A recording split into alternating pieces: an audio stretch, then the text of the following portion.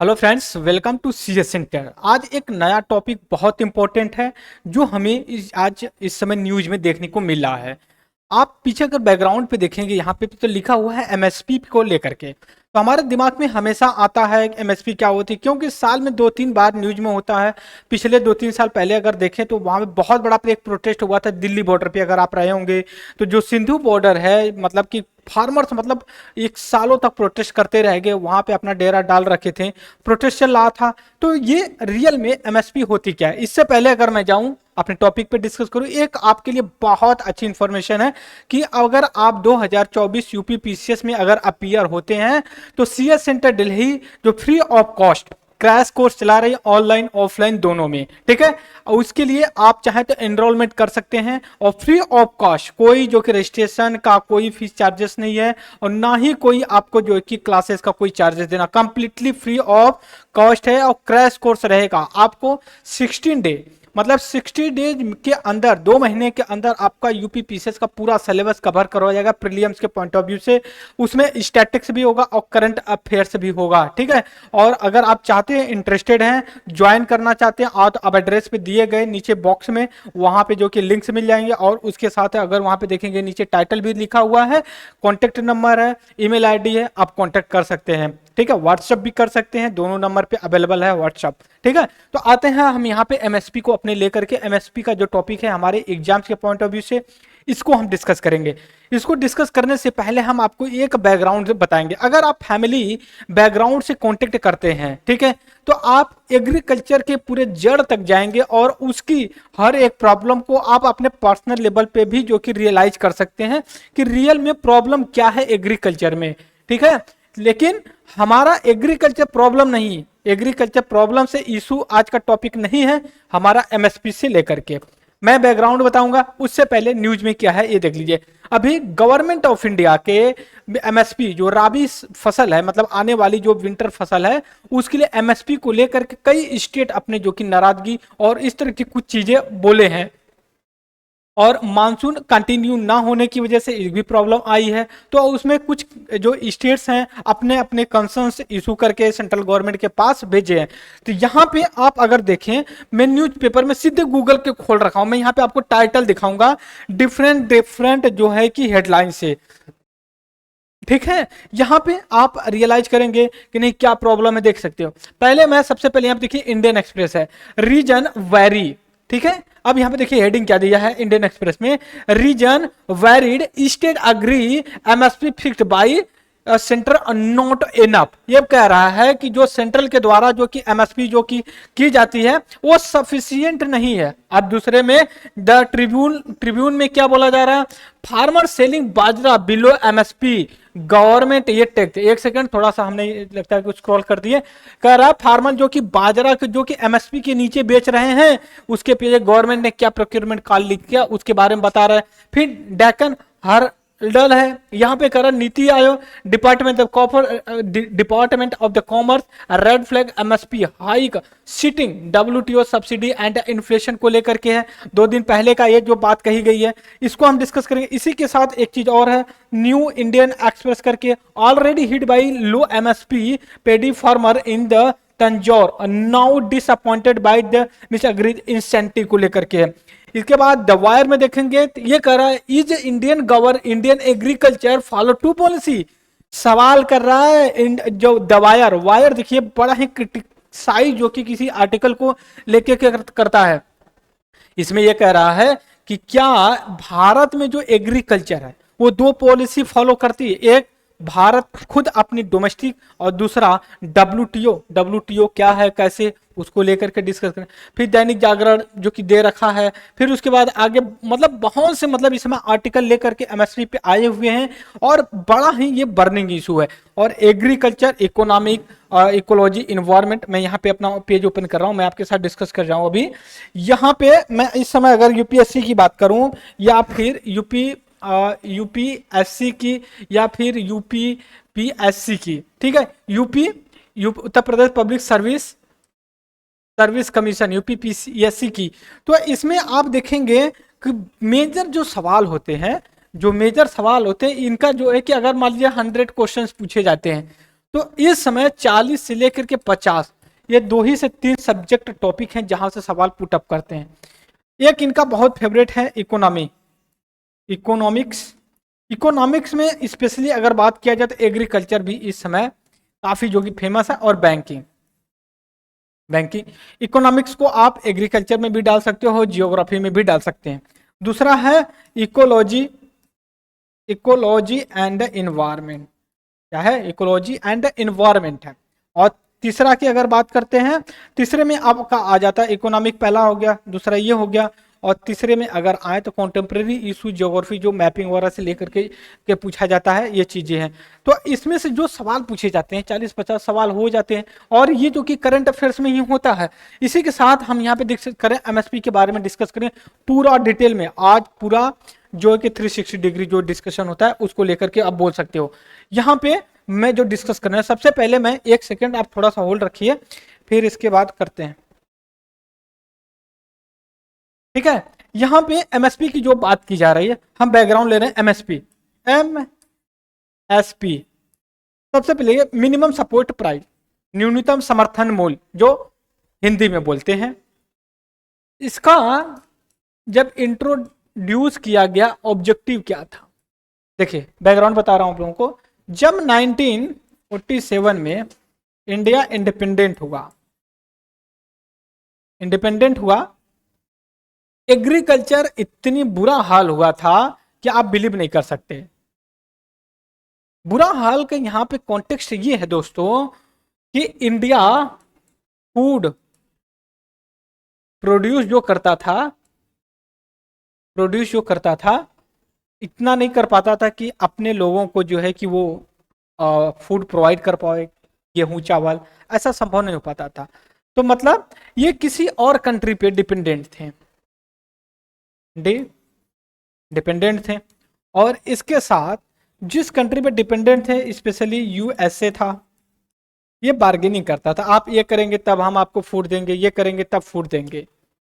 और उसने मतलब इंडिया से इतना बार्गेनिंग करता था, इसी चीज से परेशान होते हुए भारत सरकार कुछ इनिशिएटिव ले रही थी धीरे धीरे। लेकिन 1965 में, मैं यहाँ पे डिस्कस कर रहा हूँ, 1965 में 66 भी बोल सकते हो, एमएस स्वामीनाथन, इनको कहा जाता है फादर ऑफ ग्रीन रिवोल्यूशन। बात समझिए, father of the green revolution. इन्होंने क्या किया, इंडिया में स्पेशली जो एग्रीकल्चर के लेकर के, ये वीट एंड पैडी, मतलब गेहूं और धान, ये 2 चीजों पे ज्यादा फोकस किए और ग्रीन रेवोल्यूशन शुरू किए। आप समझ रहे हैं? जब ये ग्रीन रेवोल्यूशन शुरू किए और इसी के साथ आने वाले, जब मान लीजिए 1965 में शुरू किया गया, 1970 तक इंडिया जो है आपका, इंडिया जो फूड सफिशियंट हो गया, मतलब जितना वो उसको जरूरत थी उतना प्रोड्यूस करने लगा। और आते आते समय में, आने वाले समय में जो प्रोडक्शन था, 1 सेकेंड मैं यहां पे कर रहा हूं, जो प्रोडक्शन था बहुत ज्यादा इंक्रीज हुआ। और हम कंज्यूमर जितना हम प्रोड्यूस करते थे, अपने खाने से ज्यादा प्रोड्यूस किए, और अगर जरूरत पड़ी तो अदर देश में भी हम भेजने लगे। और इसी दौरान प्रोडक्शन वीट एंड राइस में इतना ज्यादा हुआ कि अब सरकार को ये लगने लगा, ऐसा ना हो कि फार्मर्स की प्राइस जो है, जो प्रोड्यूस कर रहे हैं, उनको डर लगे और ये प्रोडक्शन करना कम कर दें, उत्पादन खेती करना, और बाद में फिर वही सिचुएशन आ जाएगा जो पहले हम सफर कर रहे थे। तो गवर्नमेंट ने एक इनिशिएटिव लिया, गवर्नमेंट ने एक इनिशिएटिव लिया और गवर्नमेंट ऑफ इंडिया ने ये कहा कि फार्मर से, जो किसान थे उनसे कहा ऐसा है कि आप प्रोड्यूस करिए, जितना प्रोड्यूस कर सकते हो प्रोड्यूस करो, जितना आप कर सकते हो उत्पादन, जितनी खेती वीट राइस की कर सकते हो करो, कोई दिक्कत नहीं है। तो किसानों ने कहा कि भैया हम कर लेंगे। फिर उसके मार्केट में प्राइस गिर गई तो उन्होंने कहा कि आप मत घबराइए, हम है ना, हम आपको आपकी लागत का इतना, हम आपको इतना पैसा देंगे जो आपका लागत है वो उससे ज्यादा मिलेगा आपको। मान लीजिए फार्मर से कहें कि अगर आप मान लीजिए 100 रुपए में 1 क्विंटल जो कि गेहूं प्रोड्यूस किया, हम आपको 100 रुपए से नीचे कभी नहीं आने देंगे, हमेशा आपको 101 रुपए या 2 रुपए या 10 रुपए बढ़ा के ही देंगे। आप टेंशन में, फार्मर फिश किसान कॉन्फिडेंस में आए और प्रोड्यूस खूब अंधाधुंध किए और प्रोडक्शन अच्छा खासा आ गया। प्रोडक्शन आया तो जब ये एमएसपी लाई गई, एमएसपी, अब समझिए ऑब्जेक्टिव क्या है एमएसपी की, कि किसान को कॉन्फिडेंस में लेना कि आप जितना प्रोड्यूस करना चाहते करिए, और मार्केट में अगर आपके गेहूं चावल का प्राइस अगर घटता है तो हम आपको एक फिक्स अमाउंट प्रोवाइड करवाएंगे। हम ये घोषणा आप जब जुताई बुआई करेंगे उससे पहले ही कर देंगे। जैसे मान लीजिए अभी क्या है, अक्टूबर आने वाला है, नवंबर आएगा, और इस समय राबी की जो क्रॉप होगी स्पेशली वीट का अगर बात करें तो गवर्नमेंट जो है कि आपको बुआई से समय सितंबर या अक्टूबर में ही अनाउंस कर देगी कि हम एमएसपी कितना रखेंगे। बात समझ रहे हो? तो किसानों को ये कॉन्फिडेंस होता है ना कि चलो भाई हम करते हैं खेती, और अगर इससे नीचे आता है तो सरकार तो है ही खरीदने के लिए। फिर इसके बाद, एक सेकेंड, फिर इसके बाद अगर मैं बात करूं आप लोगों से, थोड़ा सा इसको इंक्रीज कर लेते हैं, तो गवर्नमेंट इनको एश्योर करते कि आप एग्रीकल्चर करिए, आपका जो प्राइस आएगा उससे हम बढ़ा कर, सपोज करिए प्रोडक्शन 100 रुपये पर केजी के हिसाब से हुआ, किसान ने 100 रुपये लगाया। अब मान लीजिए सरकार ने कहा हम 120 रुपये केजी के हिसाब से खरीदेंगे, ठीक है। अब ये जरूरी नहीं है कि ये सरकार को 120 रुपये मिल रहा है उसी पे बेचे। अगर इनको मार्केट में बाजार में अगर 120 प्लस या 21 या 30 या 50 मिल रहा है, 150 मतलब यहाँ कहने का मतलब है 120 21, तो कोई जरूरी नहीं कि इनको 120 पे, ये 150 पे भी बेच सकते हैं, कोई दिक्कत। लेकिन अगर मान लीजिए 120 रुपये बोली और ये 100 रुपये हो जाए, 90 रुपये हो जाए, तो किसानों का तो घाटा होगा ना, अब किसानों का घाटा होगा। अब किसान अब कहाँ जाए, मार्केट में जो बनिया है ये बार्गेनिंग कर रहे हैं, भैया आप देना है 90 रुपये में दे दीजिए, लेकिन फार्मर का तो घाटा हो रहा है। अब देखते होंगे टमाटर है, जैसे प्राइस गिरती है लोग सड़कों पे फेंक देते हैं, ओनियन है जैसे प्राइस गिरती है जो सड़कों पे फेंक दिया जाता है।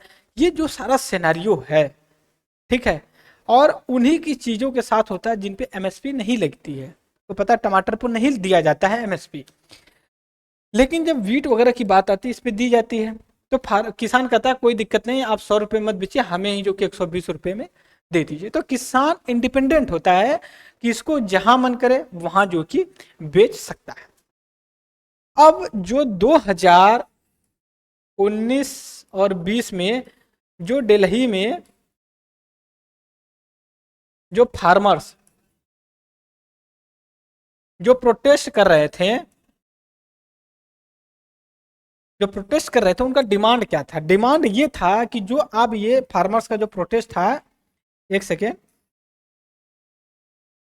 डिमांड जो डिमांड था इनका ये था, जो एमएसपी आप दे रहे हो आप ये एक लीगल बना दो। लीगल मतलब कानून बना दो आप, ये कानून लाइए, कानून बना करके बोल दीजिए इस कानून में न्यूनतम समर्थन मूल्य की बात की गई है, भारत सरकार इतना जो है कि देता है। तो आपके दिमाग में क्या अभी तक ये कोई कानूनी नहीं था? बिल्कुल नहीं था, ये केवल एक एग्जीक्यूटिव ऑर्डर था।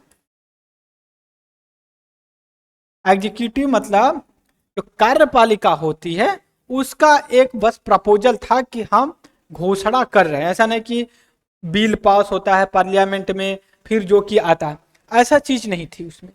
ठीक है, तो अब जो बात चल रही है एमएसपी को लेकर के कि आप इसको लॉ बना करके कर दीजिए। और दूसरा जो उनका डिमांड था, जो 3 फार्मर्स बिल आई थी, फार्मर्स बिल आया हुआ था, उसको हटाया जाए। अब आपके दिमाग में वो 3 फार्मर बिल था क्या? 1 2 नंबर 3, ऐसा नहीं कोई बिल का नाम है। 3 तरह की एक बिल आई हुई थी, तो उसमें उनका यह था कि आप हटाइए। वो क्या इशू था, क्यों था, वो बिल हटा दिया गया है, तो वो अब हमारे एग्जाम के रिलेवेंट नहीं है। लेकिन जब न्यूज में आएगा तो हम जरूर उसको डिस्कस करेंगे। ठीक है, ये 2 मेजर डिमांड। तो गवर्नमेंट ने कहा कि ठीक है, आप टेंशन मत लीजिए, हम एक कमेटी बनाते हैं, उसमें किसान भी होंगे, किसान यूनियन के लीडर भी होंगे, और सरकार के कुछ ब्यूरोक्रेट्स ऑफिसर और मंत्री भी होंगे। वो मिल बैठ के ये जो है कि कमेटी अब डिसाइड करेगी क्या एमएसपी लीगल करना चाहिए या नहीं करना चाहिए। और इसी दूसरी काम किए कि हम तीनों कानून को वापस ले, प्राइम मिनिस्टर ऑफ इंडिया कानून वापस ले लिए थे। उस समय उत्तर प्रदेश का इलेक्शन भी होने वाला था, लिए फिर उसी के कुछ महीने बाद जो है कि उत्तर प्रदेश का इलेक्शन भी हुआ, हरियाणा का भी साथ था साथ ही साथ। तो बिल लिए वापस और एक कमेटी बनाई जिसमें कहा गया कि ये देखेगी एमएसपी को लीगल करना चाहिए या नहीं करना चाहिए। और दोस्तों इसी के साथ कमेटी तो बनी, लेकिन कमेटी का अभी तक पूरा फाइनल ड्राफ्ट नहीं आया। लेकिन ये भी है, किसान यूनियन के जो लीडर थे ये डिमांड ये भी कर रहे थे और प्रोटेस्ट भी कर रहे थे, विरोध भी कर रहे थे कि ये जो कमेटी है ये पूरी तरह से ट्रांसपेरेंट और अकाउंटेबल नहीं है, और ये जो है कि डाइवर्स नहीं है। मतलब अलग अलग फील्ड के ज्यादा लोग, इसमें गवर्नमेंट के लोग ज्यादा हैं, जो गवर्नमेंट के हाँ में हाँ मिलाने वाले हैं वही जो है कि इस कमेटी में मेंबर है। तो ये डिस्प्यूट अभी तक चल ही रहा है, और ये एमएसपी जब लॉ बनेगी क्या होगा ये अभी दूर की बात है। अब हमारे यहाँ ये बात आती है कि अब एमएसपी का फंक्शन कैसे है, कैसे शुरू होता है, कैसे खत्म होता। अब यहाँ पे मैं एमएसपी अब एमएसपी का फंक्शन स्टडी करेंगे। फंक्शन मतलब कौन इसको सजेस्ट करता है, क्या क्या जो है कि क्राइटेरिया या पैरामीटर होता है इसको एमएसपी फिक्स करने के लिए, बात समझ रहे। और कौन सी कमेटी बनाई गई है, तो एक कमेटी है, पहले हम यहाँ पे देख लेते हैं। एक कमेटी है, कमेटी कमेटी का नाम क्या है? M S Swaminathan Swaminathan committee committee है। इसने कहा है किसानों का जो लागत है उससे 1.5 डेढ़ गुना जो है कि उनको दिया जाए। बात समझिए, कितना? 1.5 गुना उनको जो है कि ये दिया जाए। तो ये हो गया। और ये फंक्शन जो होता है इसके लिए सी ए एक सेकेंड थोड़ा सा यहाँ पे देख लेते हैं, आप एक सेकेंड रुकिए। सी ए एक सेकेंड, और एक सेकेंड थोड़ा सा हम एक सेकेंड इंतजार करिए, मैं भी लाता हूँ। Wait wait wait wait wait wait, गड़बड़ हो गया। यहाँ पे कमेटी एक कमीशन है जिसको CACP बोलते हैं, commission for agricultural cost of price, cost and the price. CACP क्या है? CACP है। एक सेकेंड फिर यहाँ पे CACP commission of agricultural cost and the price करके, ये क्या करती है? सजेशन देती है। सजेशन देती है किसको? गवर्नमेंट को, कि आप जो कि एमएसपी डिसाइड करिए। ठीक है। अब यहाँ पे जो फंक्शन है, अब देखिए CACP सजेस्ट करती है गवर्नमेंट को, किस लिए, MSP को लिए, ठीक है। तो MSP को FCI food corporate of India जो है कि प्रोक्योर करती है, ठीक है, प्रोक्योरमेंट करती है, बात समझ गए। और ये प्रोक्योर करके फिर क्या करती है, फिर स्टोर करती है, स्टोर करती है। और स्टोर करने के बाद ये क्या करती है, रिलीज करती है। रिलीज क्या करती है, जैसे BPL फैमिली जो फ्री मतलब लो कॉस्ट पे गवर्नमेंट जो डिस्ट्रीब्यूट करती है, ऐसे कहते हैं वेल्फ वेलफेयर स्कीम के अंतर्गत, जैसे प्रधानमंत्री अन्न योजना, प्रधानमंत्री कल्याण अन्न योजना थी कोविड के समय, उस पर डिस्ट्रीब्यूट करता जाता है। और इसके बाद जैसे मान लीजिए आप आंगनवाड़ी या फिर जो मिड डे मील होता है उसमें, मतलब एक वेलफेयर के रूप में इनको दिया जाता है। और गवर्नमेंट मान लीजिए 20 रुपये पर केजी के हिसाब से खरीदी, तो ये जो है कि 3 रुपये या 5 रुपये पर केजी के हिसाब से लोगों को डिस्ट्रीब्यूट करती है, क्योंकि स्टेट जो है कि वेलफेयर के लिए होता है, प्रॉफिट कमाने के लिए नहीं होता। ये तो फंक्शन हो गया। CAPA गवर्नमेंट को सजेस्ट करती है, MSP दी जाती है, फिर MSP को जो खरीदा जाता है FCI के थ्रू, और FCI जो है कि स्टोर करके रखती है, फिर जो कि डिस्ट्रीब्यूट। दूसरी ये भी चीज़ है, ये सब बांटने के वेलफेयर स्कीम में बांटने के बाद अगर कुछ बचता है स्टोर में, तो इसको ओपन मार्केट के अंदर जो है कि इसको सेल किया जाता है। सेल मतलब कि ऐसा एक मतलब किया जाता है, भैया आप खरीदना चाहे तो खरीद लिए इतने रुपए पे, जैसे किसानों को, या फिर किसानों से 20 रुपये किलो पे खरीदा, एक आया कि ठीक है 20 रुपये या और भी जो प्राइस अच्छी मिलेगी उस पर दे दे, मतलब प्रॉफिट कमाना चाहे तो कमा सकती है। मार्केट में मान लीजिए कि 25 रुपये केजी चल रहा है, तो कहेगा हम 25 रुपये केजी बेच रहे हैं, नॉर्मल आदमी की तरह वो बेच सकता है।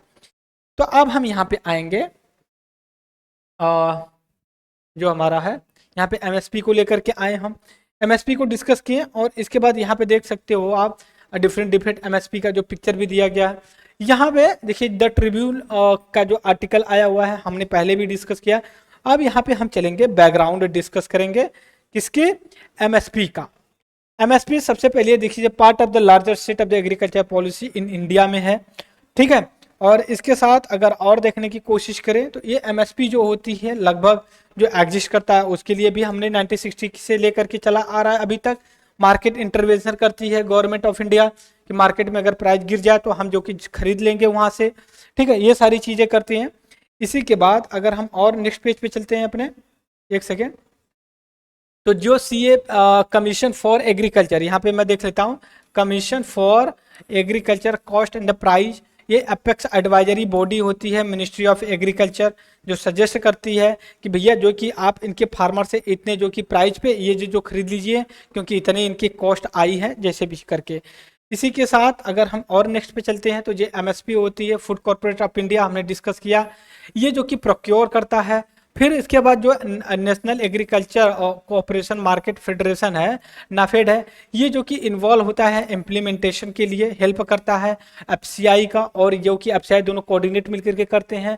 और जो national agriculture cooperative market federation का है, ये जो है कि आपका मार्केट में जो इंपोर्ट एक्सपोर्ट करा जाता है उसको भी जो कि रेगुलेट करता है, सिस्टम में जो कि लाने की कोशिश करता है। इसी के साथ अगर हम और आगे आए, यहाँ पे देखें, एक सेकेंड, ठीक है, यहाँ पे बैकग्राउंड वगैरह सारा चीज़ दिया गया, एक सेकंड, थोड़ा सा डिस्टर्ब हो गया यहाँ पे मुझे लगता है, ठीक है, हाँ ठीक, ओके। और इसके बाद एक जो काफ़ी इंपॉर्टेंट चीज़ है यहाँ पे जो MSP दी जाती है, ये जो है कि 23 ऐसी क्रॉप्स हैं जिनको जो कि डिस्ट्रीब्यूट किया जाता है। यहाँ पे आप देख सकते हो 23 क्रॉप है, इनमें आप 22 जो मैंडेटरी होता है, और एक और होता है जिसको हम शुगर केन बोलते हैं, शुगर केन को दिया जाता है। और अदर इसमें होती हैं 3 तरह की क्रॉप्स होती हैं, राबी क्रॉप्स होती है, खारिफ क्रॉप्स होती है, और जो कि कॉमर्शियल क्रॉप्स होती हैं, ठीक है। इन तीनों को मिला करके दिया जाता है, अभी हम डिस्कस करेंगे इनके बारे में। यहाँ पे हम डिस्कस भी कर लेते हैं कि कौन कौन सी क्रॉप्स हैं। जैसे सेरल की बात की, जो होती हैं, पल्सेस होते हैं इसमें। पल्सेस के बाद अगर देखें यहाँ में ऑयल सीड भी होती हैं, फिर कॉमर्शियल क्रॉप्स भी इसमें जो कि होती हैं। Cash commercial crop, cash crop में आपका कॉपर जो को कोपरा भी आ जाता है, शुगर के, कॉटन, अंदर जूट का भी जो ही आ जाता है। इसी के साथ हम एक भी चीज डिस्कस करेंगे, टाइम लेंथ मान लीजिए कि वो जो दिया है हमने पहले ही डिस्कस कर लिया है। यहाँ पे मैं थोड़ा सा आपके साथ बैकग्राउंड को बारे में डिस्कस कर रहा हूँ। जो CA commission for agriculture cost of price के बारे में डिस्कस किया, 12 आप बोल सकते हो कि 22 क्रॉप्स को जो है कि इंडिकेट करता है और सजेशन देता है कि भाई आप जो कि इनको करिए। ये इनमें से जो 22 क्रॉप्स, 23 तो करता है ये, इनमें से 22 जो मैंडेटरी क्रॉप्स होती हैं और एक जो कि शुगर क्रॉप्स होती है जिसको गन्ना बोलते हैं। जो 22 क्रॉप होती हैं इनमें से सबसे पहले देखिए जो राबी खरीफ की होती है वो 14 क्रॉप होती है, राबी की 6 क्रॉप होती है और 2 कॉमर्शियल और प्लस 1 इसको ले लेंगे तो आप जो है कि 3 जो कि कॉमर्शियल क्रॉप पे आ जाती है। दूसरी बात ये भी है कि इसके जो फैक्टर्स हैं यहाँ पे इन्वॉल्व होते हैं, फैक्टर्स के मतलब कि क्या क्या इसमें चीज़ें इन्वॉल्व किया जाता है कि इसमें जो कि इंक्लूड करना चाहिए कि कितनी कॉस्ट आई है, कितना आया है, उसका कितना परसेंटेज मिलना चाहिए। तो यहाँ पे देखें जो फैक्टर रिकमेंडेड किया जाता है, इनपुट कॉस्ट जो लगाने में मतलब कि जो किसान को उत्पादन में जो लागत लगी है उसके हिसाब से पहला। दूसरा डिमांड और सप्लाई, डिमांड का मतलब ये प्रोडक्शन हो सकता है कि कम हुआ हो तो डिमांड उतनी बनी तो प्राइस भी बढ़ेंगी, इसको भी ध्यान में रखा जाता है। और इसके बाद ये भी दिखाया जाता है मार्केट, डोमेस्टिक मार्केट में कितनी जो की प्राइस है, इंटरनेशनल मार्केट में कितनी प्राइस। मान लिया प्रोडक्शन बहुत ज़्यादा हो गया तो डोमेस्टिक प्राइस तो गिर जाएंगे ना, घरेलू जो कि मूल्य जो कि गिर जाएगा क्योंकि उत्पादन बहुत ज़्यादा हुए हैं, सप्लाई बहुत ज़्यादा, तो लोग जो कि बार्गेनिंग करेंगे, खरीदने वाले कहेंगे कि ऐसा है कि आप अच्छा 25 रुपये किलो गेहूँ दो, नहीं बहुत मार्केट मिला चलो कि लाओ 20 रुपये दो। तो उसमें जो किसान होगा वो भी कहेगा बेच बाच के हटाओ यार, क्यों घर में इकट्ठा करके रखोगे, अगला फसल आ रहा है तो वो कर दे। तो किसान से सरकार कहेगी ऐसा घबराइए मत, आप हम आपका खरीद लेते हैं। तो गवर्नमेंट को लगे कि डोमेस्टिक मार्केट में अच्छा प्राइस नहीं मिल रहा है, वेलफेयर स्कीम पूरी हो गई तो इसको अदर देश में भी भेजा जाए जहां से विदेशी मुद्रा को कमाया जा सके। ठीक है, इस चीज को लेके कर रही है। लेकिन जो CAPA है ये जो रिकमेंडेड करता है कि कॉस्ट क्या क्या होना चाहिए, इसमें एक होता है A2, उसके बाद दूसरा होता है A2 प्लस FL होता है, फिर तीसरा जो है C2 होता है। लेकिन जो तीसरा C2 वाला होता है ये काफी कंस्ट्रक्टिव होता है और इसमें जो है कि आप एक चीज देखेंगे, एक सेकेंड, इसमें आप एक चीज देखेंगे कि A2 और FL दोनों जो कि इंक्लूड किया गया, जनरली जो कंसीडर किया जाता है CAPF के थ्रू, ये बोथ A2 प्लस FL और जो कि C2 सबको इंक्लूड किया जाता है, लेकिन जनरली जो प्रेफर किया जाता है C2 को लेकर के किया जाता है। और दूसरी ये भी चीज है क्या और जो कि इंक्लूड किया, जैसे मान लिए स्टोरेज, मैं यहाँ पे इंक्लूड कर रहा हूँ, ठीक है, एक सेकेंड, यहाँ पे जैसे मान लीजिए CACP जो इंक्लूड करता है, एक करेगा जो स्टोरेज के लिए जो कॉस्ट आ रही है। दूसरी बात इनपुट कॉस्ट जो आ रही है, इनपुट कॉस्ट आ रही है उसको भी देखिएगा। ये इंटरनेशनल, फिर इसके बाद डोमेस्टिक सप्लाई एंड डिमांड के साथ जो प्राइस है इसको भी डिस्कस करेगा। इसके बाद जो लेबर लगे हुए हैं उनमें उसको भी देखेगा। तो मतलब काफ़ी कॉम्प्रिहेंसिव है। और अभी जो है कि रिकमेंडेशन ये बात की जा रही है कि हम MS स्वामीनाथन की जो कमेटी का सजेशन है 1.5 मतलब 1.5 गुना ज़्यादा देने की लागत से, उस पर जो कि हम अग्रसर हैं। इसी के साथ अगर मैं एक चीज़ और आप लोगों के साथ डिस्कस करूँ, इसके साथ इशू क्या है, इशू ये है कि देखिए जो MSP है ना ज़्यादा डाइवर्स नहीं है। ठीक है, ये जो मेरा अभी अब लास्ट स्टेज पे है हम लोग, इस पे जो ये बात कही जा रही है कि जो हमारा क्रॉप है या जो इशू है इससे रिलेटेड, इसमें यह है कि लिमिटेड एक्सटेंडेड है, वो सभी क्रॉप्स के लिए नहीं है। दूसरी चीज ये पैडी और वीट पे ज़्यादा कंसंट्रेटेड करती है, मतलब गेहूं और चावल पे ज़्यादा फोकस करती है, MSP देती है और इनको प्रॉपर तरीके से प्रोक्योर किया जाता है। लेकिन और जो क्रॉप्स है जैसे टमाटो होता है, ओनियन होती है या पोटैटो होता है या फिर अदर कोई क्रॉप्स होती, उन पे उतना नहीं किया जा सकता है। और उसके बाद जो प्रोक्योरमेंट प्राइस है वो भी ज़्यादा डाइवर्सिफाई नहीं है। फिर उसके बाद बीट मैंने पहले ही डिस्कस किया, और इसमें जो कि मिडल मैन का इतना मतलब एक तरह से जाल बिछा हुआ है कि इसको तोड़ पाना बड़ा मुश्किल हो जाता है। जैसे मान लिया कि कोई 5 कुंटल जो है कि सेल करना चाहता है, तो बड़ा मुश्किल होता है कि एमएसपी पे दिया जाए। तो क्या करता है मिडल मैन, कहेगा ठीक है आप हमें 2,000 रुपये पर क्विंटल के हिसाब से दे दीजिए। अब ये कम से कम मान लीजिए 50 फार्मर से इंक्लूड किया, और अपने पास जो है कि आप बोल सकते हो 500 क्विंटल बना लिया। ठीक है, 500 क्विंटल बनाने के बाद अब इसको जो कि एमएसपी पे गवर्नमेंट को सेल कर देगी। और सरकार जो है कि 25 रुपये पर केजी के हिसाब से ले रही है, तो पर केजी के हिसाब से 5 रुपये कमा रहा है। आप समझिए 500 क्विंटल है, कितना प्रॉफिट कमा लेगा। तो इसमें एक चीज मेरा सजेशन है कि चाहे 1 किलो हो चाहे 1 क्विंटल हो, अगर एमएसपी पे कोई बेचना चाहता है तो बेच सकता है, ऐसा होना चाहिए। तो ये सारे कॉन्टेक्स्ट में हमने डिस्कस किया, और इसी के साथ और हम आगे चलेंगे, देखते हैं कुछ है हमारे काम की चीज एमएसपी को लेकर के। तो ये हमने सारी चीज़ें डिस्कस किया कि सारी कैसे होंगे कैसे नहीं होंगे, आरसी सीएस ये पीए को लेके एमएसपी पे लेकर के, फिर उसके बाद एफसीआई कैसे प्रोक्योरमेंट करते। तो ये सारी चीज़ें हमने डिस्कस किया। आई होप कि आप इसको जरूर से अंडरस्टैंडिंग किए होंगे बेसिक चीज़ों से, और इस लेक्चर में इतना ही डिस्कस करेंगे। और तब तक के लिए thank you very much discussion.